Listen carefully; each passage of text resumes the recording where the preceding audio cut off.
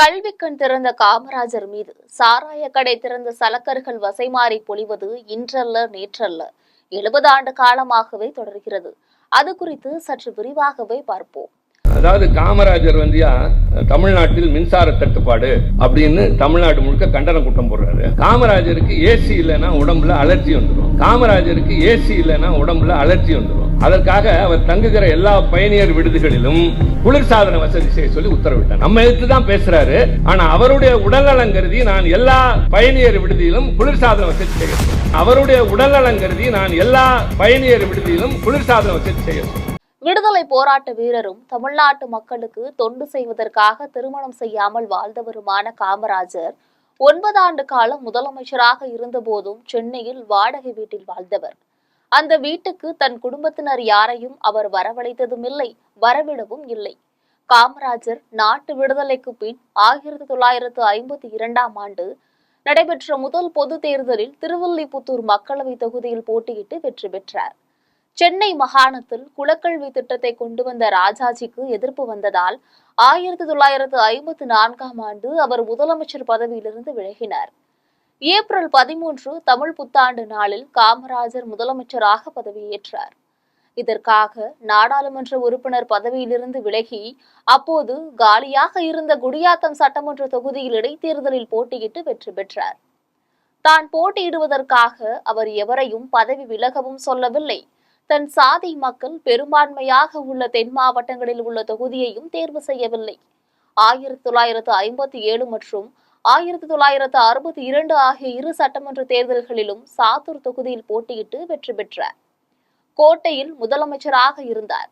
மூத்தோர்கள் அரசு பதவிகளை விட்டுவிட்டு கட்சி பணியாற்ற வேண்டும் என்ற திட்டத்தின்படி 1963ஆம் ஆண்டு அக்டோபர் 2ஆம் நாள் முதலமைச்சர் பதவியிலிருந்து காமராஜர் விலகினார். அதன்பின் 1967ஆம் ஆண்டு நடைபெற்ற சட்டமன்ற தேர்தலில் விருதுநகர் தொகுதியில் போட்டியிட்டு திமுக வேட்பாளரிடம் தோல்வியடைந்தார்.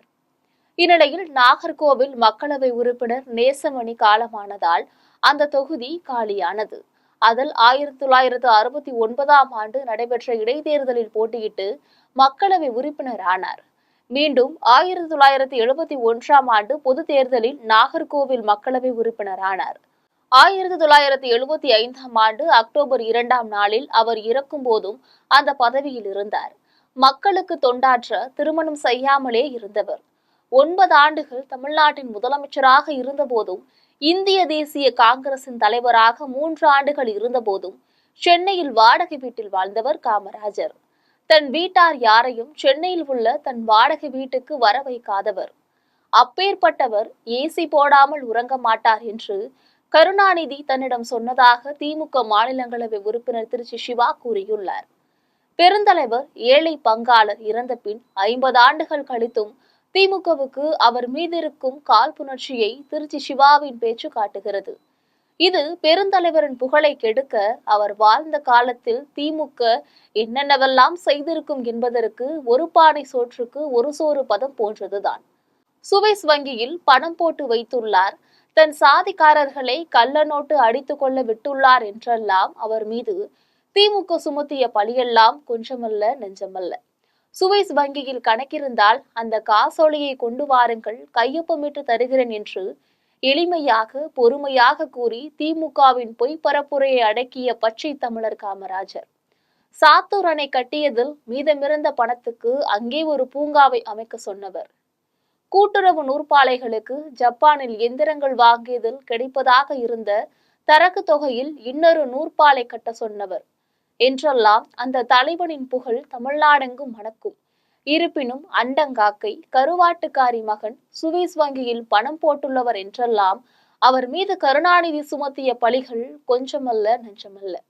நாகர்கோவிலில் நாடாளுமன்ற தேர்தல் நடைபெறவில்லை, நாடாளுமன்ற தேர்தல் நடைபெறுகிறது என்று நாடார்களுக்கு எதிரான தனது வெறுப்பை உமிழ்ந்தார் கருணாநிதி.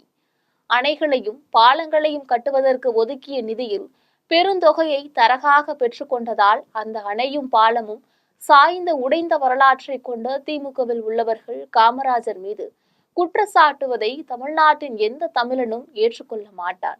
1975 அக்டோபர் 2ஆம் நாளில் அவர் இறந்தபோது 2 ஜோடி வேட்டி சட்டைகள், புத்தகங்கள், சட்டை பையில் 200 ரூபாய் பணம் இவ்வளவுதான் இருந்ததாக கூறுகின்றனர்.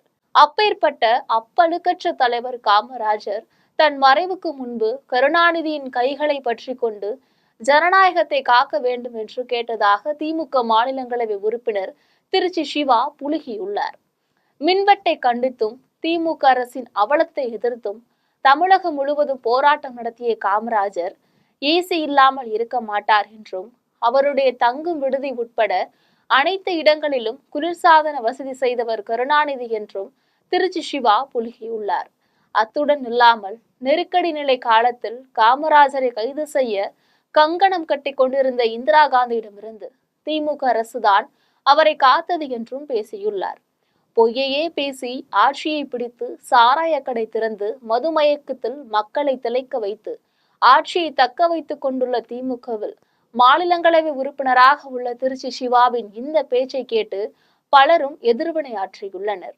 காங்கிரஸை சேர்ந்த கரூர் நாடாளுமன்ற உறுப்பினர் ஜோதிமணி தனது எதிர்வினையில் திமுகவினர் பரப்பிய கட்டுக்கதைகளால் தான் காமராஜர் வீழ்த்தப்பட்டதாக குறிப்பிட்டுள்ளார். திமுகவினரின் கட்டுக்கதைகளுக்கு சரியான பதிலடி தராமல் இருந்தால் காமராஜரின் ஆன்மா நம்மை மன்னிக்காது என்றும் கூறியுள்ளார். காமராஜர் பெயரால் தமிழக அரசியல் களத்தில் காங்கிரஸ் இன்றும் நிற்பதாக ஜோதிமணி குறிப்பிட்டுள்ளார்.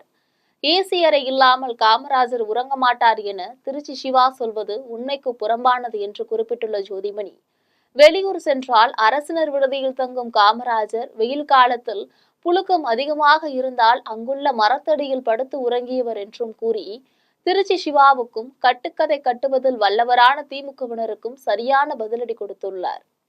தமிழ்நாடு பாஜக தலைவர் நயினார் நாகேந்திரன் விடுத்துள்ள கண்டன செய்தியில், மறைந்த தலைவர்களை கொச்சைப்படுத்தி பேசுவது, அவர்களது மேன்மையை இழிவுபடுத்தி பேசுவது திமுகவிற்கு புதிதல்ல என்றும், குறிப்பாக கர்ம வீரர் காமராஜரை கொச்சைப்படுத்தி பேசுவது திமுகவினரின் வழித்தோன்றல்களுக்கு புதிதில்லை என்றும் தெரிவித்துள்ளார்.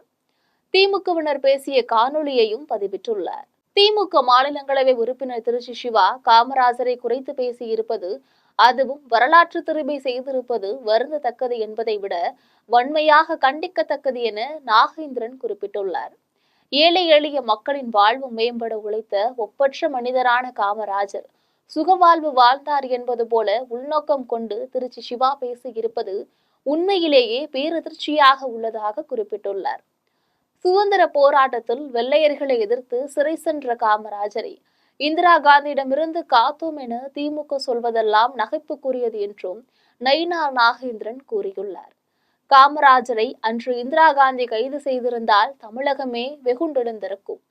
இன்று அதை வைத்து அவரை இழிவு செய்யும் திமுகவிற்கு எதிராகவும் வெகுண்டெழும் என்று நாகேந்திரன் குறிப்பிட்டுள்ளார். இந்திரா காந்தியின் எதேச்சதிகாரத்தை எதிர்த்து தான் காங்கிரஸ் என்று உடைந்ததையும், அப்போது காமராஜரை எதிர்த்து கொண்டு இந்திரா காந்தியோடு கூட்டணி வைத்தது இதே கருணாநிதி தலைமையிலான திமுக தான் என்பதையும் நயினார் நாகேந்திரன் சுட்டிக்காட்டியுள்ளார்.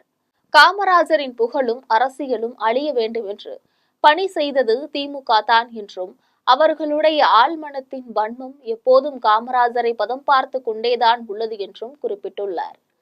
சட்டமன்றத்திலேயே காமராஜரின் அருஞ்செயலை கருணாநிதி மீது ஏற்றி துரைமுருகன் கூறியதையும், காமராஜருக்கே கல்லறை கட்டினோம் என்று ஆலந்தூர் RS பாரதி கூறியதையும் நாகேந்திரன் சுட்டிக்காட்டியுள்ளார். அதே வரிசையில் திருச்சி சிவா அவதூறை அள்ளி தெளித்துள்ளதாக நாகேந்திரன் கூறியுள்ளார். உண்மை என்னவென்றால், தன்னுடைய ஒப்பற்ற தலைவர்களில் ஒருவரான காமராஜர் மீது காங்கிரஸ் கட்சியே தீரா காழ்ப்பில்தான் உள்ளதாகவும், அதனால்தான் திமுக காமராஜரை கொச்சைப்படுத்தும் போதெல்லாம் பெயருக்கு கூட ஒரு கண்டனம் தெரிவிக்காமல் உள்ளூர் ரசித்தபடியே கூட்டணியில் தொடர்வதாகவும் நாகேந்திரன் கூறியுள்ளார். கர்ம வீரர் காமராஜரை கொச்சைப்படுத்தி பேசியதற்கு திருச்சி சிவா வெளிப்படையாக மன்னிப்பு கேட்க வேண்டும் என்றும் நாகேந்திரன் வலியுறுத்தியுள்ளார். கடந்த 65 ஆண்டுகளாக சாராய கடைகளை திறந்து மக்களை மயக்கத்தில் ஆழ்த்தி மாநிலத்தின் வளங்களை கொள்ளையடிக்கும் திமுகவினருக்கு தமிழ்நாடெங்கும் பள்ளிக்கூடங்கள் திறந்து கல்வி வெள்ளம் பாய செய்த அப்பழுக்கற்ற காமராஜரை குற்றம் சாட்டவும் குறை கூறவும் எந்த அருகதையும் இல்லை என்பதை இந்த நாடறியும் உலகறியும். பெரியதாகவும் சிறியதாகவும் தெருவுக்கொரு வீடு வைத்துக் கொண்டிருக்கும் திமுகவினருக்கு 9 ஆண்டு காலம் முதலமைச்சராக இருந்த போதும் சென்னையில் வாடகை வீட்டில் வாழ்ந்த காமராஜரை பற்றி குறை கூற எந்த தகுதியும் இல்லை என்பதை இந்த மாநிலத்தோர் அறிவர். பள்ளிகள் திறந்து கல்வி வெள்ளம் பாய செய்தவர் காமராஜர். அணைகள் கட்டி கால்வாய் வெட்டி வெள்ளம் பாய செய்தவர் காமராஜர். ஆலைகள் கட்டி தொழில் வளம் பெருக செய்தவர் காமராஜர். அரசியல் வானில் ஞாயிறாக விளங்கும் அவர் புகழை சின்னஞ்சிறு வௌவால்கள் எல்லாம் தன் அழுக்கு இறக்கைகளால் ஒருபோது மறைத்துவிட முடியாது என்பதே உண்மை.